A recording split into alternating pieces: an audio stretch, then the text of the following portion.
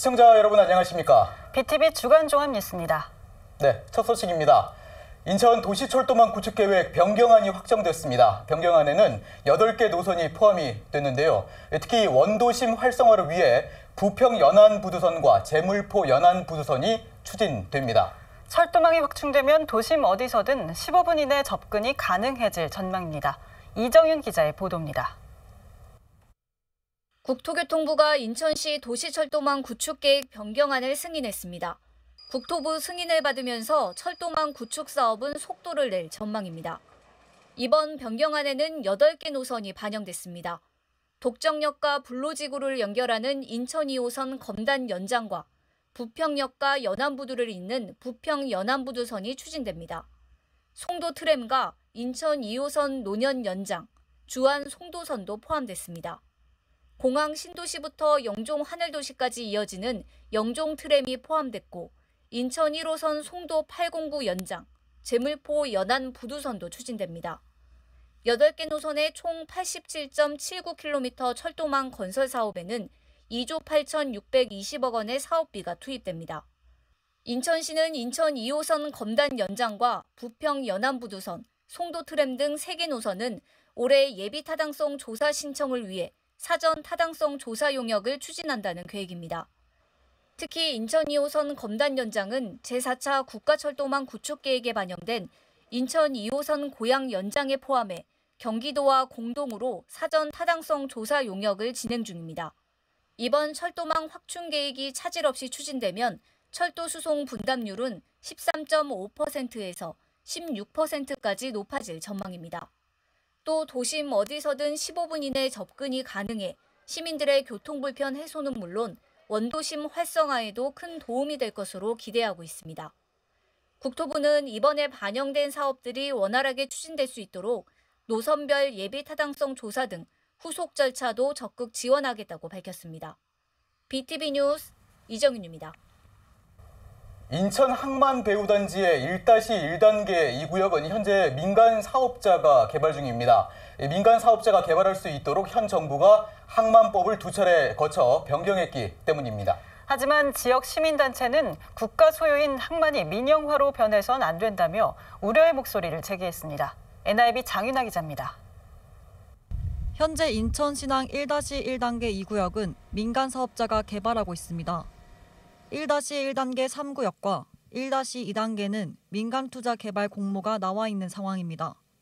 문재인 정부는 민간이 개발 분양할 수 있게 2차례 거쳐 항만법을 개정했습니다. 그런데 일부 시민단체는 항만배우단지가 수익성 위주의 부동산 난개발로 이루어질 수 있다며 우려의 목소리를 제기했습니다. 개정된 항만법을 보면 민간 사업자가 토지를 거래할 수 있고 국가는 공용으로 사용할 경우를 제외하곤 거절할 수 없다고 명시됐기 때문입니다. 인천경실련은 항만 민영화에 물꼬를 트게 됐다며 항만법 전면 재개정을 요구했습니다. 기존의 항만법은 항만시설의 경우 국가가 소유를 하고 그 관리권은 해양순환부가 갖고 있는데 이번에 항만법이 바뀌면서 항만시설에 대한 민간 소유권을 보장을 해주고 우선 매수 청구권을 보장해줌으로 인해서 민영화에 물꼬를 텄다라고 말씀드릴 수 있겠습니다. 조속히 항만법을 원래의 취지대로 재개정해야 된다고 봅니다. 해수부는 민간 투자가 배우단지 활용과 고부가 가치 물류기업을 유치할 수 있는 장점이 있다고 해명했습니다. 또한 민간 사업자는 배우단지 총사업비 범위 내에서 감정평가를 통해 최대 약 20%까지만 토지 소유권을 받을 수 있다는 것을 강조했습니다. 나머지 부지는 국가에 귀속된 것이라며 민영화를 추진한다고 해서 소유권이 전부 넘어가는 것이 아니라고 말했습니다. 민간 투자라고 한다고 해서 배우단지가 조성되면 그 배우단지를 민간이 다 갖고 가는 게 아니고요. 배우단지는 그러니까 자기네가 투자한 총 사업비 범위 내에서만 우선 사업자한테 배우단지에 대한 소유권이 이제 그 감정평가를 통해서 주어지고요. 그간 공공부분 민영화 문제에 대해서 우려의 목소리가 꾸준히 제기됐던 만큼 정부의 실효성 있는 대책 마련이 필요해 보입니다. NIB 뉴스 장윤아입니다. 인천경제청이 추진 중인 송도 6809 국제 공모 사업을 두고 논란이 이어지고 있습니다. 사업에는 103층 높이의 랜드마크 타워 건설 계획이 포함됐는데 송도 일부 주민들은 강하게 반발하고 있습니다. 인천시의회에서도 이 문제가 도마 위에 올랐습니다. 이정윤 기자의 보도입니다. 인천경제청은 지난 7일 송도 6809 공모개발 사업에 대한 시민 설명회를 열었습니다. 청사진을 공개했지만 지역 주민들의 반발은 거셉니다.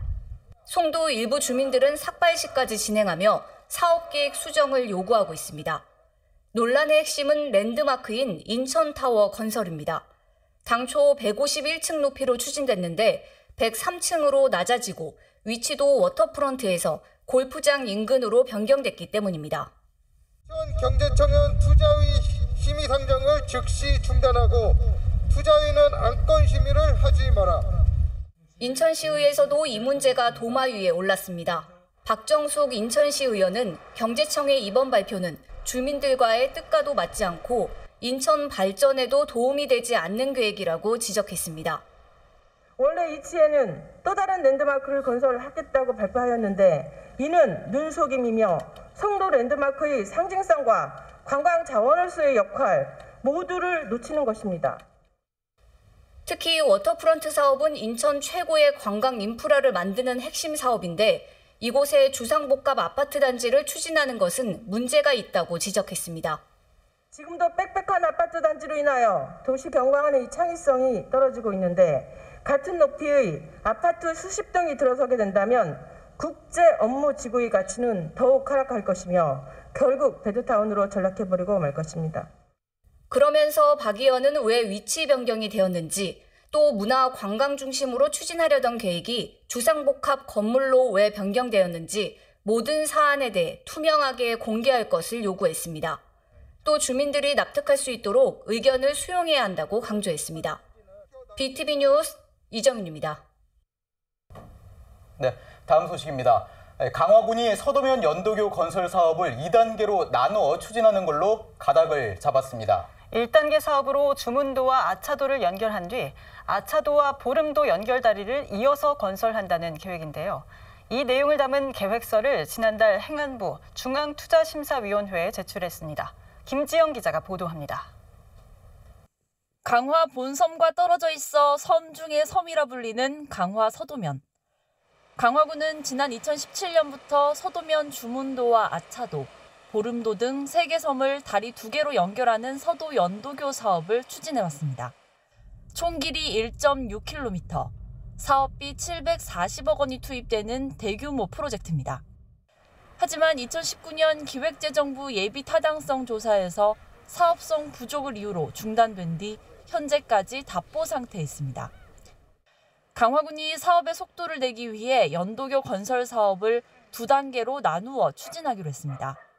먼저 주문도에서 아차도까지 다리로 연결한 뒤 아차도와 보름도 연결다리를 차례로 건설하는 방식입니다. 강화군은 주문도에서 아차도까지는 지방비로 충당하고 아차도에서 보름도 연결다리는 국비를 지원받아 진행하는 것으로 가닥을 잡고 지난달 행안부 중앙투자심사위원회에 심의를 신청했습니다. 서도 주민들이 이제 그것만 연도교만 완성이 된다면 정말 모든 섬을 왔다 갔다 이렇게 할 수 있기 때문에 정말 관광객의 러시를 이룰 수 있지 않나 이렇게 생각을 합니다. 내부 도로를 확충하는 사업을 벌써 시작을 하기 때문에 상당히 큰 도움이 되지 않을까 이렇게 생각합니다. 중투심 통과 여부는 빠르면 다음 달 중 나올 계획입니다. 강화군은 연도교 사업과는 별개로 서도면 단기 발전 계획을 추진 중입니다. 2024년까지 사업비 344억 원을 투입해 해수욕장 종합 정비와 관광 기반 연결도로 건설, 공공하수도 확충 등을 통해 섬 지역의 기반 시설을 대폭 확충한다는 구상입니다. BTV 뉴스 김지영입니다. 인천시는 미래의 먹거리 가운데 하나로 수소 산업을 육성하고 있습니다. 서구 청라의 관련 대기업들이 수소 관련 시설을 투자할 계획입니다. 시는 수소 생산 클러스터 조성 사업도 추진하고 있는데 지난해 8월 예비 타당성 조사 대상 사업에 선정된 바 있습니다. 예타 결과는 올 상반기에 나올 예정입니다. 이정윤 기자의 보도입니다. 수소 관련 앵커 기업들이 인천을 주목하고 있습니다. 그 중심은 청라 국제도시입니다. SK는 인천 수소 생산 클러스터 조성 사업과 연계한 액화 수소 플랜트 구축에 5천억 원을 투자할 예정입니다. 또 현대모비스는 1조 원 규모의 수소 연료전지 연구 생산 시설을 구축할 계획입니다. 인천시도 수소 경제 선도를 위해 박차를 가하고 있습니다. 인천시가 추진 중인 수소 생산 클러스터 조성 사업은 지난해 8월 예비 타당성 조사 대상 사업에 선정됐습니다. 수소 생산 클러스터 조성 사업비는 총 2,733억 원에 달합니다. 인천시는 제4차 수소산업위원회를 열고 추진 계획을 공유했습니다. 특히 저희 시에서는 송도, 청라, 영종을 3대 축을 해가지고 청라에는 수소 허브 도시로 구축을 하려고 지금 많은 노력을 지금 하고 있습니다. 우리 인천이 수소에 반환한 선도 도시로 발돋움할 수 있도록 저희 행정집행부에서는 최선을 다해서 노력을 할 것입니다. 인천시는 청라의 청정수소 생산과 실증 인프라를 구축할 계획입니다. 연간 부생수소 3만 톤, 분산형 청정수소 1,400톤을 생산한다는 구상입니다. 기획재정부는 6월까지 예비 타당성 조사를 마무리할 예정으로 인천시의 수소 생산 클러스터 조성 사업 추진 여부가 상반기에 결정될 전망입니다. BTV 뉴스 이정윤입니다. 지난해 인천 지역의 아파트 3채 가운데 한 채는 외지인이 산 걸로 확인됐습니다. 인천 지역 분양시장으로도 사람들이 몰렸습니다. 하지만 올해도 이 같은 분위기가 유지될지는 미지수인데요. 대출 규제 속에 공급량도 늘기 때문입니다. 북인천 방송 김진재 기자가 보도합니다. 한국부동산원이 발표한 지난해 1년 동안의 인천 아파트 매매 가격 변동률은 약 23%. 수도권 타 지역에 비해 상대적으로 집값이 낮은 인천으로 매매 수요가 몰리면서 인천 아파트 가격도 급등했습니다. 지난해 1월부터 11월까지의 인천 지역 아파트 매매 거래는 약 4만 5천 건. 매입자의 35.5%는 인천이 아닌 다른 지역 거주자로 외지인 매입 비중은 1년 전 같은 기간보다 5% 늘었습니다. 특히 서울에 주소를 둔 매입자의 비중도 지난 2020년 8.4%에서 지난해 12.7%로 높아졌습니다. 지난해 인천 아파트를 매입한 사람들 3명 중 1명은 외지인인 겁니다. 집값 상승 속에 분양시장으로도 사람들이 몰렸습니다. 최근 분양한 송도의 한 아파트 단지입니다. 이 단지는 특별 공급을 제외하고 486가구를 모집하는데 약 22,800명이 몰려 평균 경쟁률 47대 1을 기록했습니다. 특히 전용 면적 98제곱미터의 경우 1순위 경쟁률이 211대 1을 기록하기도 했습니다. 하지만 이 같은 분위기가 올해도 유지될지는 불투명합니다. 지난해에 이어 올해도 대출 규제 강화 기조가 이어지는 데다 신도시를 중심으로 공급량도 늘어나기 때문입니다. 당장 이달부터는 총 대출액이 2억 원 이상일 경우, 오는 7월부터는 총 대출액이 1억 원 이상일 경우 총 부채 원리금 상환 비율인 DSR이 연소득의 40%로 제한됩니다. 빚 갚는 데 쓰는 돈이 연소득의 40%를 넘으면 안 되는 겁니다. 올해 인천 지역에 예정된 분양 물량 약 3만 2천 가구에 더해 계양 검단 신도시 등에서는 사전 청약도 이루어집니다. 전문가는 최근 일부 분양단지에서 미계약이 발생하고 있다며 올해 분양시장 열기가 지난해보다 줄어들 것으로 보고 있습니다. 분양가가 실거래가만큼 올라간 지역들 같은 경우를 보면은 중도금 대출 규제를 피해갈 수가 없는 단지들이 나오고 있거든요. 이게 전매도 어려운 상황이고 오롯이 이제 현금으로만 자금을 조달해야 하는 지역 같은 경우에는 이제 분양에 좀 어려움이 있겠다. 청약 시장에서 한계성으로 좀 하방 압력이 좀 작용하겠다라고 좀. 다만 전문가는 신도시 분양과 사전 청약 등 상대적으로 분양가가 낮은 지역은 인기를 유지할 것으로 전망했습니다.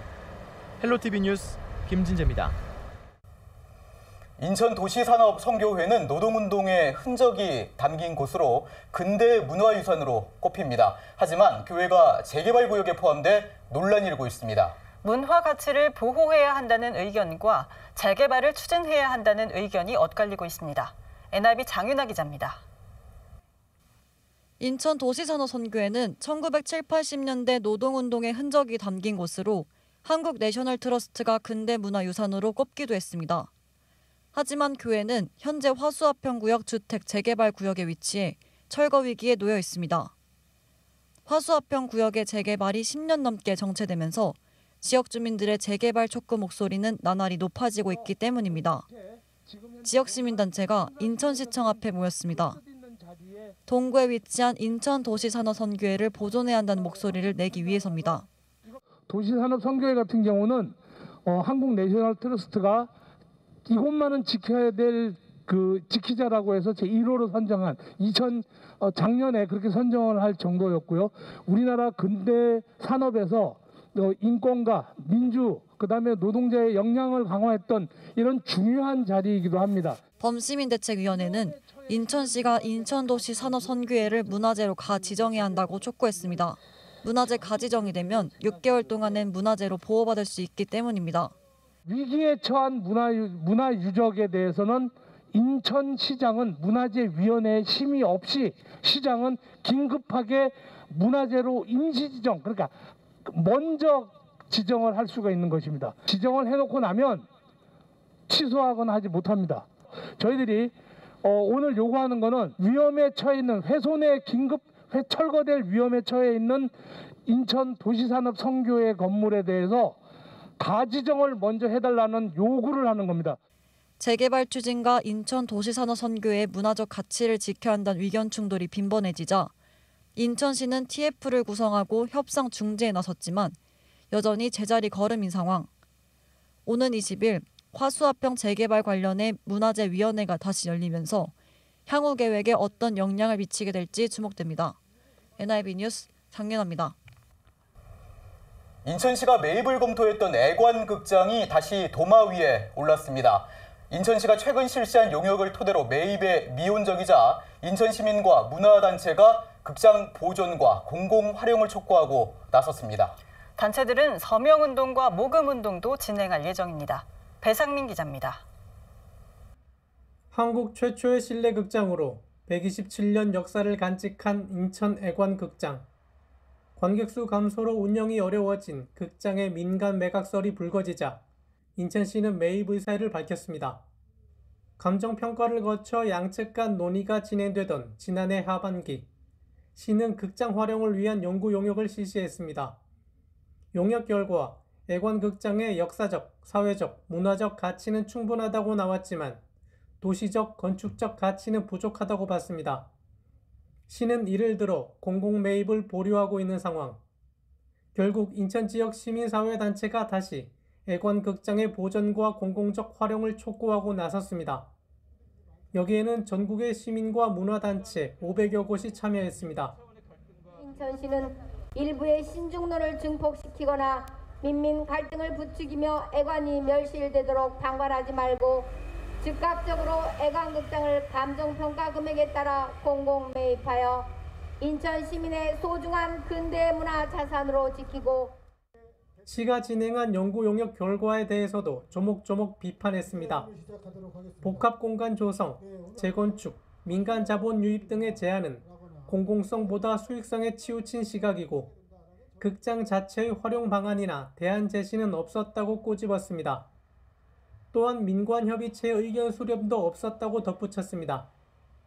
이들은 애관극장 보존 서명운동을 벌이는 동시에 시민 모금 운동도 전개해 나가겠다고 밝혔습니다.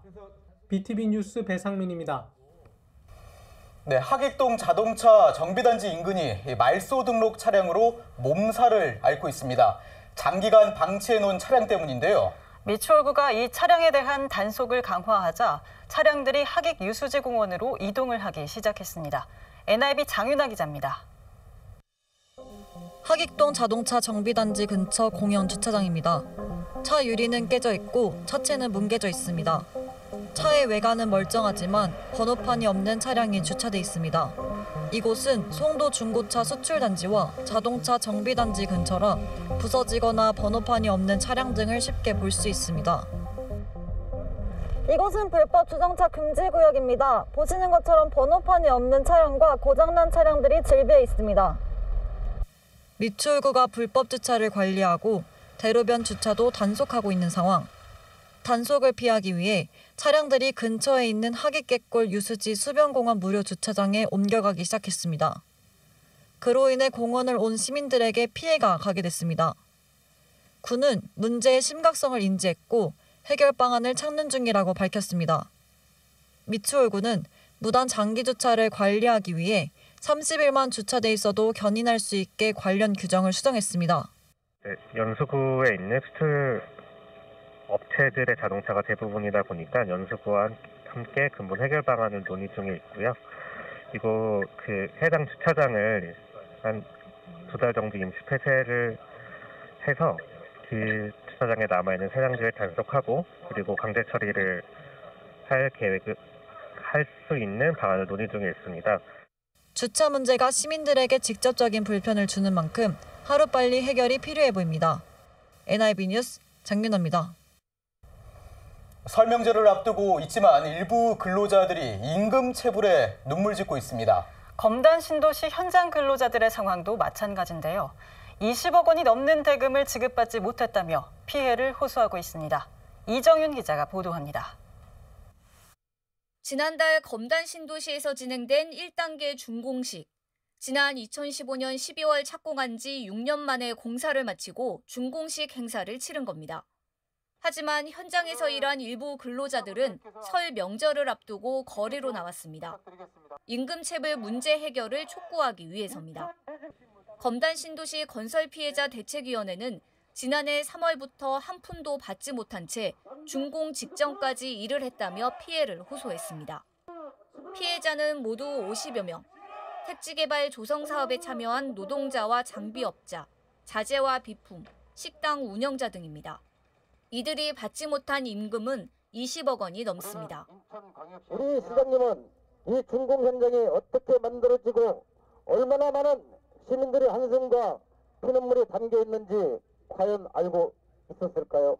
그러나 배불책임과 비도덕적인 행위를 저지르고 있음을 공공개발에서 들어본 적이 없습니다.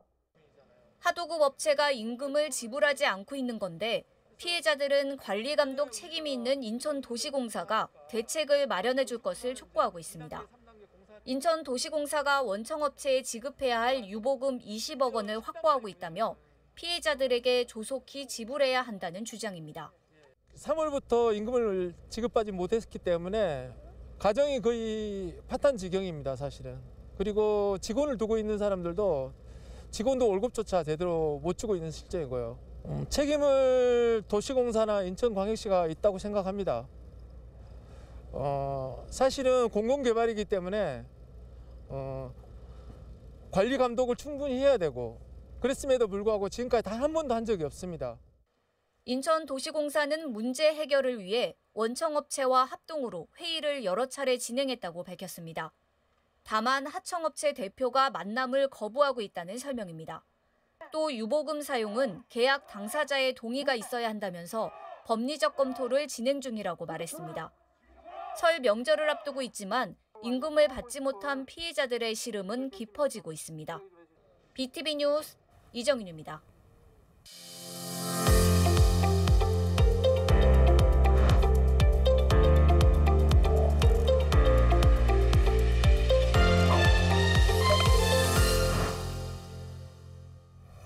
네, 저희 BTV 뉴스는 올해 비우미 경제다를 슬로건으로 자원순환의 중요성 등을 연속 보도해드릴 예정입니다. 첫 순서로 버려지는 장난감이 자원으로 재탄생하는 사례를 소개합니다. 장난감도 분리배출을 잘하면 친환경 네임택으로 변신한다고 하는데요. 이정윤 기자의 보도입니다. 상자마다 장난감들이 한가득입니다. 가정에서 버려진 장난감들을 별도로 분리한 겁니다. 재활용센터에 모인 엄청난 양의 장난감들. 회수된 장난감은 재질에 따라 다시 선별 작업이 이뤄집니다. 장난감 플라스틱인 ABS 재질을 재활용하기 위해서입니다. ABS 재질은 폐왕구류 플라스틱 중 흰색 중심의 선별 과정을 거친 고품질 원료가 됩니다. 아파트에서 수거된 플라스틱을 1차 선별 후 저희 공장으로 갖고 와서 분쇄, 세척, 파쇄 후에 원료 생산을 담당하고 있습니다. 지금 인식이 재생 원료라고 해서 저가로 생각을 하는 분들이 많이 계시지만 실질적으로는 재활용 업체에서 담당하고 거의 90% 이상을 원자재 못지않게 생산을 하고 있기 때문에 품질에 대해서는 그렇게 나쁘게 생각하지 않으셔도 좋을 것 같습니다. 장난감 폐 플라스틱으로 만들어진 친환경 네임택. 카드 부분은 폐왕구류 플라스틱을 100%, 목걸이 부분은 투명 페트 원사 50%를 사용했습니다. 이렇게 네임택 10,000개를 만들면 회수된 플라스틱 350kg, 투명 페트병 2,500개의 대체 효과가 있습니다. 저희는 이제 이런 폐 업사이클링 기념품을 만드는 스타트업으로서 사실 아이디어는 굉장히 많은데 이거를 실현화시킬 수 있는 기회가 많지 않았습니다. 저희도 이렇게 사출 금형을 통해서 제품화를 할 수 있는 이런 고부가가치 상품으로 제품화할 수 있는 이런 기회를 얻게 되어서 너무 좋고요. 인천시는 지난해 4월부터 종량제 봉투로 버려지는 장난감을 플라스틱으로 배출하도록 했습니다. 선별 작업을 통해 회수한 플라스틱은 지난해까지 모두 142톤에 달합니다. 폐 플라스틱은 원료 가공부터 디자인, 금형 제작, 생산 과정을 거쳐 친환경 네임택이란 새로운 제품으로 재탄생했습니다. 저희가 전국에선 최초로 왕구류 업사이클링을 통한 직원용 네임택을 만들었습니다. 이 직원용 네임택은 발생진에 순환 체계를 구축했다는 데 의미가 있는데요. 저희가 디자인부터 원료 가공, 그리고 사출, 금형까지 다 인천 지역 내 업체가 참여해서 만들어졌다는 게 큰 의미를 두고 있습니다. 인천시는 폐 플라스틱을 재활용해 만든 네임택 10,000개를 시 본청과 사업소에 배부했습니다. 생활 속 자원 순환을 통해 자원 낭비도 줄이고 환경도 살릴 수 있습니다. BTV 뉴스 이정윤입니다. 다음은 폐건전지를 자원화하는 방법 알아봅니다. 가정에서 사용하는 건전지는 철과 아연, 니켈 등 금속 자원으로 이루어져 있죠. 수명이 다한 건전지를 일반 쓰레기로 땅속에 매립하면 토양과 수질 오염의 원인이 됩니다. 네, 그런데 건전지를 분해해 금속 자원을 추출하면 대부분 재활용이 가능하다고 합니다. 이어서 김지영 기자가 보도합니다. 남동구의 한 주민센터. 사람들이 가정에서 사용한 폐 건전지를 꺼내놓습니다. 직원이 건전지 무게를 잰 뒤 폐 건전지 10개당 새 건전지 1개로 교환해줍니다. 오늘 40개 가져오셨으니까 4개 새 건전지로 교환해드릴게요. 네. 가정에서 사용하고 버려지는 건전지를 새 건전지로 받을 수 있어 주민들의 반응이 좋습니다. 그전에는 이게 애물단지였어요. 막 갖다 버리다 보면 화재도 날 수 위험성도 있고 또 빙판하다 보니 굴러다니다 보면 미끄러서 넘어질 수도 있는 상황이었거든요. 환경오염도 방지할 수 있고 또 동네에 또 이런 거 작은 거라도 도움이 될 수 있고. 건전지는 철과 아연, 니켈 등의 금속으로 구성돼 있습니다. 전문 업체가 분해해 금속 자원을 추출하면 거의 100% 재활용이 가능하지만 일반 쓰레기와 섞여 땅속에 매립될 경우 토양과 수질 오염의 원인이 됩니다. 남동구는 폐건전지 수거율을 높이기 위해 지난해 건전지 교환 예산을 전년의 2배 규모인 3천만 원으로 늘렸고 그 결과 수거량이 8톤 더 늘었습니다. 충전용 배터리 등까지 교환 대상을 확대하고 재활용 쓰레기와 섞여 배출되는 건전지를 구분해낸 것도 재활용률을 높이는 데 도움이 됐습니다. 예산을 2배로 늘려서 주민들한테 교환 사업을 펼쳐가지고 주민들의 호응도가 높기 때문에 한 작년보다 한 8톤 정도 더 수거가 됐습니다. 저희 목표량에 비해서 한 5톤 더 수거해서 올해 최우수 기관으로 선정됐습니다. 네. 그냥 버리면 환경오염의 주범이 되는 폐건전지. 쓰레기가 아닌 새로운 자원이라는 인식의 중요성이 커지고 있습니다. BTV 뉴스 김지영입니다.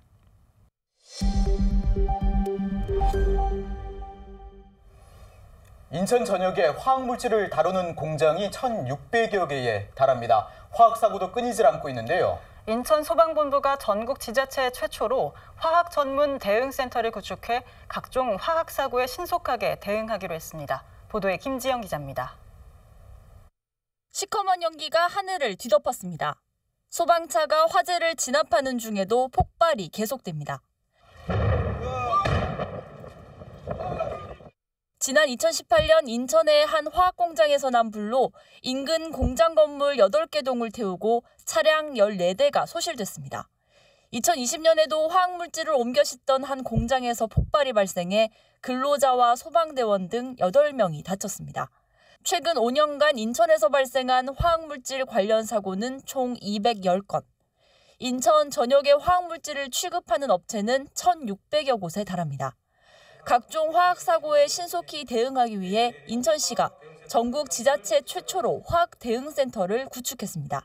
인천의 산단과 공업지역에서 일어날 수 있는 위험을 미리 차단하고 관내에서 발생하는 화학사고를 훌륭히 막아내는 핵심 기관이 될 것이라고 저는 믿습니다. 센터는 공장이 밀집한 서구 원창동에 위치하고 있습니다. 전문 인력 30명이 근무하며 유해 화학물질 해독에 필요한 특수 차량 8대를 갖췄습니다. 특히 이 다목적 제독 차량은 인천에 한 대뿐인 장비로 생화학 사고 대응에 최적화돼 있습니다. 소방대원들이 현장에서 오염된 소지가 많기 때문에 그 소방대원들을 제독할 수 있는 인체 제독, 주변 지역을 제독할 수 있는 지역 제독할 수 있는 시스템이 갖추어져 있고요. 화학대응센터와 함께 원창동 119 안전센터도 문을 열었습니다. 촘촘한 소방 안전체계가 구축되면서 다양한 사건 사고에 보다 신속하고 전문적인 대응이 가능해질 거란 기대가 나오고 있습니다. BTV 뉴스 김지영입니다. 네, 수도권 매립지에는 매립가스를 활용해 전기를 생산하는 발전 시설이 있습니다. 폐기물 매립가스로 전기를 생산하고 악취도 줄이면서 온실가스를 감축하는 일석삼조의 효과를 내고 있다고 합니다. 배상민 기자입니다. 지난 2007년 3월부터 상업 발전을 시작한 수도권 매립지 내 50메가와트 발전시설. 폐기물이 매립장 내부에서 분해될 때 발생하는 매립가스를 연료로 활용해 전기를 생산하고 있습니다. 2007년부터 수도권 매립지에서 매립가스를 이용해 생산한 누적 전력량은 약 439만 메가와트, 전력 판매 수익은 4,414억 원에 이릅니다. 우리나라 4인 가구 월평균 소비 전력을 330kWh로 볼 때 중구, 동구, 강화, 옹진군 30만 명 주민들이 14년간 사용할 수 있는 전력입니다. 지난해는 21만 메가와트아워 전력을 생산해 165억 원의 수익을 올렸습니다. 매립가스를 이용한 발전시설은 일석삼조의 효과가 있습니다. 먼저 매립가스를 이용해서 전력을 생산할 수 있고 매립가스를 포집해서 악취 발생을 차단할 수 있습니다.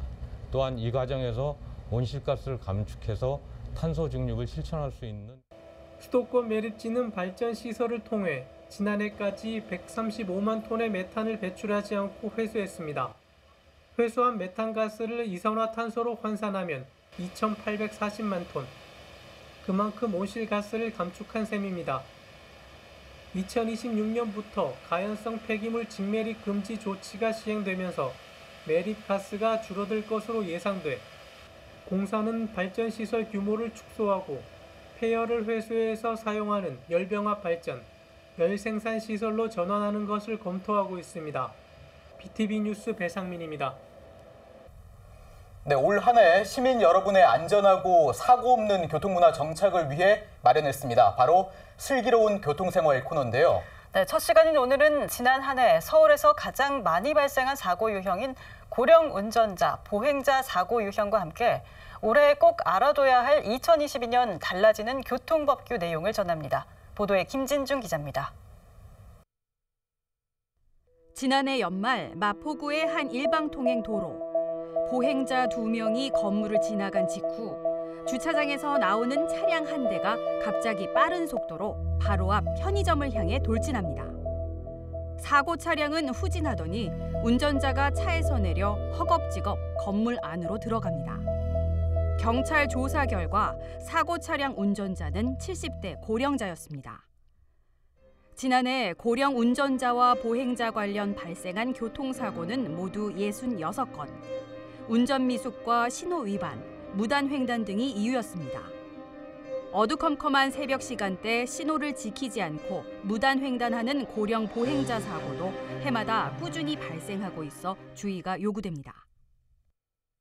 새벽녘에 다니시는 우리 어르신들, 그다음 해가 진 이후에 일몰 후에 폐지 줍는 어르신들, 이분들은 특히 야간에는 밝은 옷을 좀 입고 다니시면 운전자도 잘 보이고 보행자는 안전해서 좋고, 그래서 사망사고가 많이 줄 수 있을 것으로 저희 서울경찰청은 생각하고 있습니다. 그래서 똑같은 걸 보더라도 제동거리나 공주거리가 길어지기 때문에 되도록이면 서울 시내에서는 50km 이하로 다니시면 좋고, 부득이 서행을 하시더라도 항상 전방을 꼭 잘 보셨으면 사고가 많이 줄 거라고 생각이 됩니다. 교통 사망 사고 가운데는 보행 중 발생하는 사고의 비율이 높은 만큼 이번에 개정된 도로교통법상에는 보행자 보호 의무를 강화한 내용이 다수 담겼는데요. 2022년 올해 꼭 알아둬야 할 달라지는 교통법규 내용 짚어봅니다.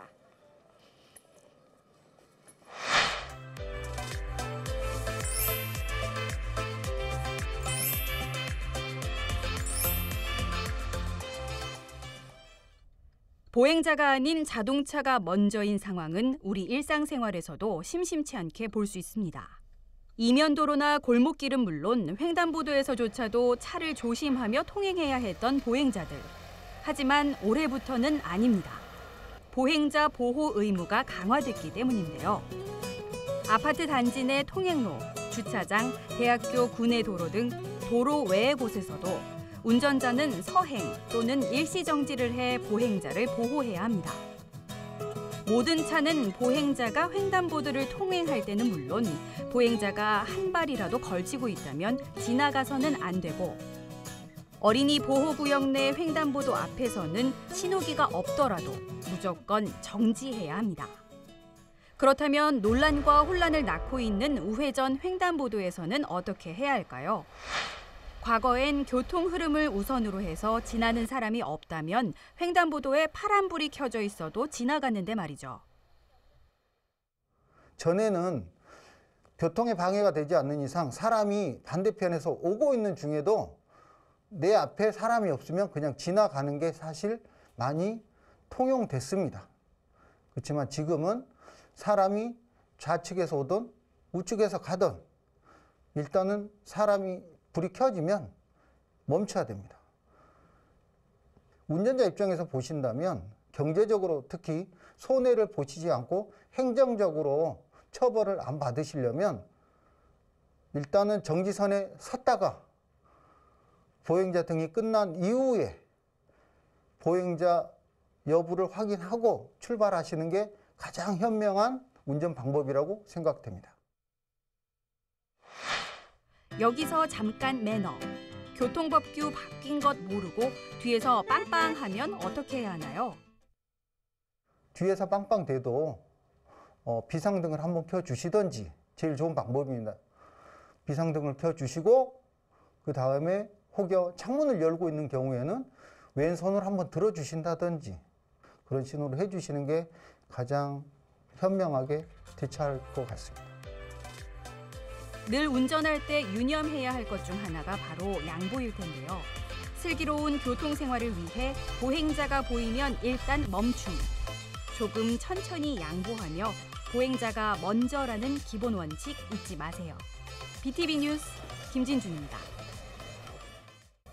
지난 1994년 개관한 인천문화예술회관이 28년 만에 전면적인 리모델링 공사를 시작합니다. 3년간 공사를 진행하고 오는 2024년에 새 단장을 마치는데요. 안전성과 전문성을 갖춘 지역 문화 공간으로 재탄생할 계획입니다. 보도에 김지영 기자입니다. 지난 1994년 4월 개관한 인천문화예술회관입니다. 인천의 대표 공공문화시설로 공연장 2개와 전시장 4곳을 갖추고 있습니다. 교향악단과 합창단, 무용단, 연극단 등 4개 시립예술단원들도 이곳에 상주하며 시민들을 위한 다양한 무대를 준비합니다. 하지만 개관한 지 28년이 지나면서 시설 노후화가 진행되고 있습니다. 개관 당시 구축한 냉난방 시스템과 낡은 무대 장치, 조명 등 곳곳에 보수가 필요한 상황입니다. 특히 소공 현장에 설치된 회전 무대는 잦은 고장으로 10년째 가동이 중단됐습니다. 특히 이제 무대 기계 쪽의 시설 같은 경우는 모든 시설이 대부분 무대 상부에 매달려 있습니다. 그 부분에 안전이 매우 중요합니다. 그래서 그 부분에 대한 점검과 더불어 적절한 교체도 필요하다. 인천시가 예술회관의 전면적인 리모델링 공사를 진행합니다. 총 사업비 484억 원이 투입되는 대규모 프로젝트입니다. 건물 외관을 제외한 건축 인프라와 조명, 음향 등 핵심 무대 시설을 전면 교체하고 로비와 객석, 발권 시스템도 최신 시설로 바뀝니다. 또 각 예술단 특성에 맞는 연습실을 만들어 더 나은 창작 환경을 조성한다는 계획입니다. 올해부터 공사에 들어가 오는 2024년에 완공될 전망입니다. 2024년도 8월을 준공을 목표로 하고 있습니다. 이번 리모델링은 안정성과 전문성을 개선하는 데 중점을 두고 있는데요. 최적의 공연 환경 조성을 위해 건축 인프라와 핵심 무대 시설을 전면 교체하며 인천의 그 대표적인 종합문화 거점 공간답게 최신 무대 시설과 인프라를 갖추게 됩니다. 오는 7월 실시 설계가 완료되면 당장 9월부터 대공연장과 연습실 리모델링 공사가 시작됩니다. 예술회관 측은 공사로 인한 공백을 최소화하기 위해 대소공연장 공사를 순차적으로 진행합니다. 또 지역의 다른 문화시설과의 협업을 통해 기획공연과 전시 등도 지속적으로 선보일 계획입니다. BTV 뉴스 김지영입니다. 못 쓰게 돼서 내다 버릴 물건이나 내다 버린 물건을 일컫는 단어, 바로 쓰레기입니다. 그런데 이런 쓰레기로 환경도 보호하고 돈도 버는 세상이 됐습니다. 네, 내다 버릴 물건일지라도 잘 활용하면 유용한 상품을 만들 수 있습니다. 쓰레기라는 단어의 뜻 다시 한번 곱씹어볼 때입니다. 네, 이상으로 BTV 주간 종합 뉴스를 마칩니다. 시청해주신 여러분 고맙습니다.